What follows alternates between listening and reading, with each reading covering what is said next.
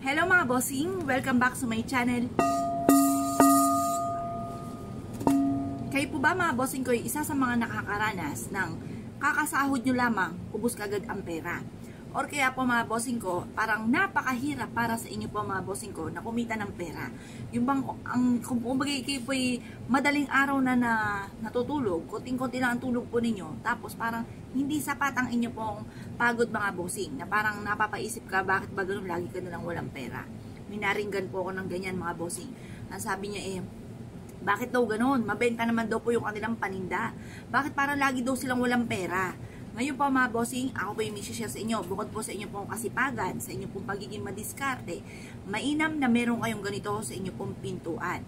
At kung kayo po yung meron din na aking babanggitin sa inyo pong pintuan, ito ay maaaring nagiging dahilan kung bakit kayo po ay minamalas.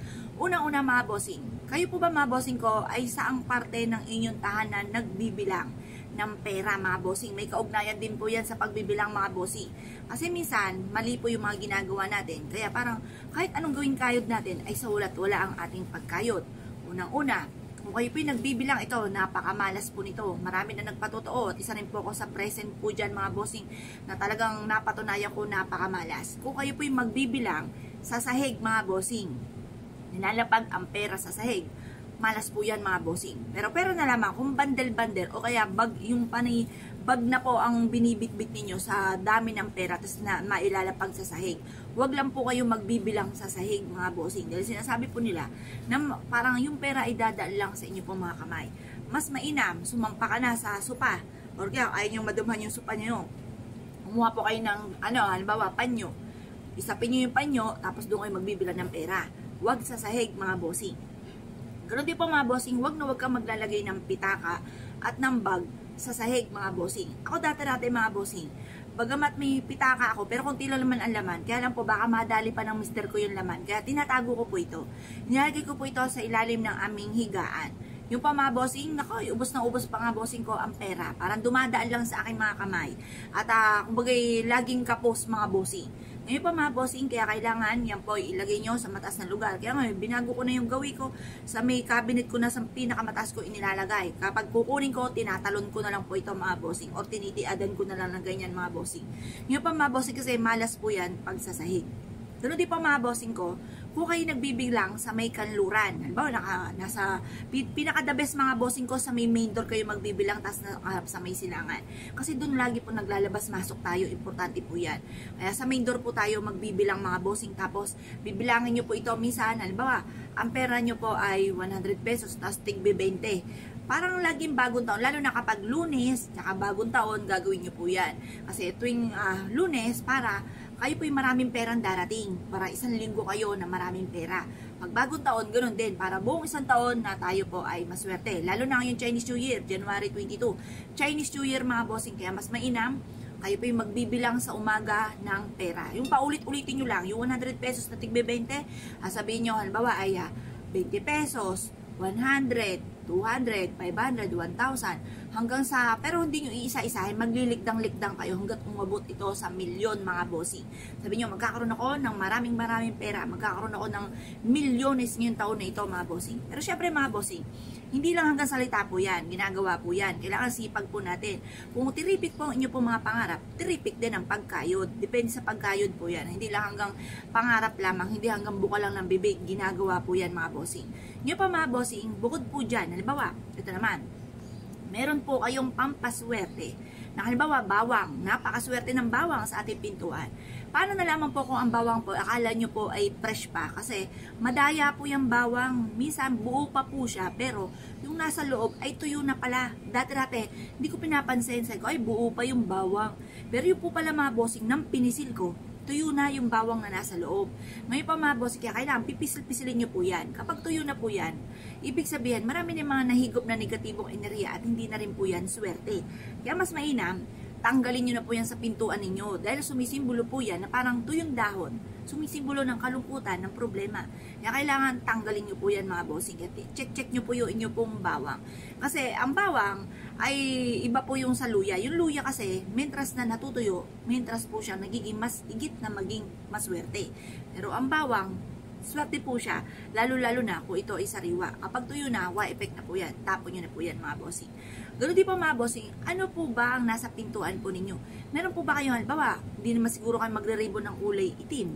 Yan, huwag kayo magre-ribbon ng ganyan. Halimbawa, nakakita kayo ng palaweta, pero may kayo sa itim, may itim po kayo nilagay. Alisin nyo po yan mga bossing. Yan po mga bossing ko ay dapat sa main door natin, may ribbon na kulay pula. Or kaya may dekorasyon kayo na kulay pula.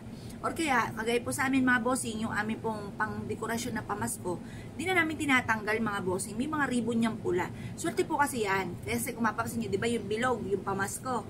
Ngayon pa mga bossing, yung bilog, never ending lock. Tapos yung butas, tagusan ng kamalasan mga bossing. Kaya mas mainam, meron pang ribbon pa ito na nakasama.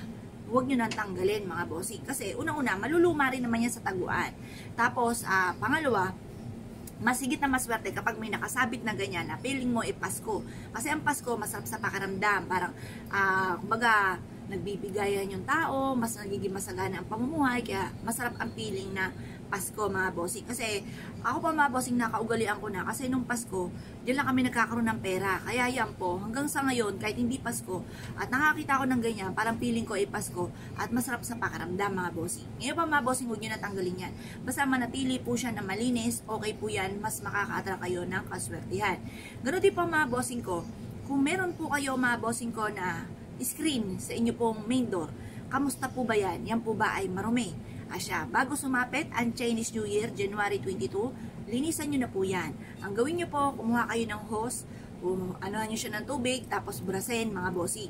Or kaya, kumuha po kayong timbang tubig, kalahating timbang tubig, lagyan ng isang kutsarang suka, kumuha ka ng basahan, isa-isahin nyo yung screen mga bossing.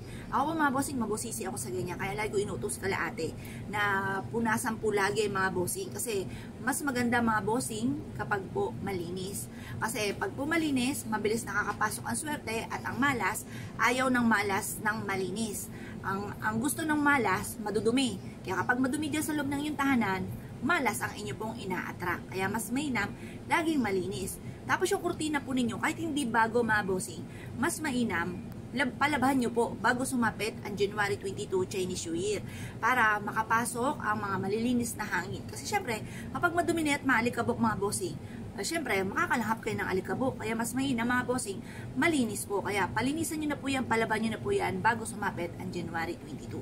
Pagkatapos, pwede rin kayo magsabit ng mga ribbon na kulay pula, lalo na sa malapit sa pintuan, sa may main entrance sa inyo pong tahanan.